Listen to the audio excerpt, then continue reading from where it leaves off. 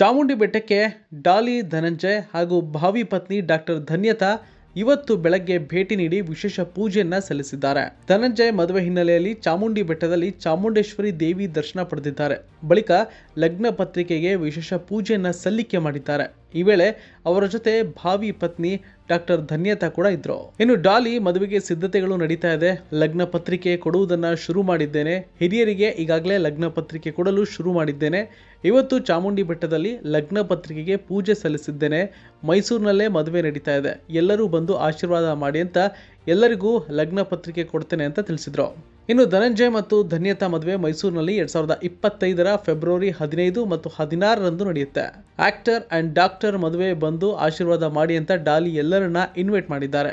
ತುಂಬಾ ವಿಭಿನ್ನವಾಗಿ ಅಂಚೆ ಪತ್ರಿಕೆ ರೀತಿ ಮದುವೆ ಆಮಂತ್ರಣ ಪತ್ರಿಕೆ ಮಾಡಿಸಿದ್ದಾರೆ. ಕೈ ಬರಹದ ಮೂಲಕ ಮದುವೆ ಕರೆಯೋಲೆ ಸಿದ್ಧಪಡಿಸಿದ್ದು ವಿಶೇಷವಾಗಿದೆ.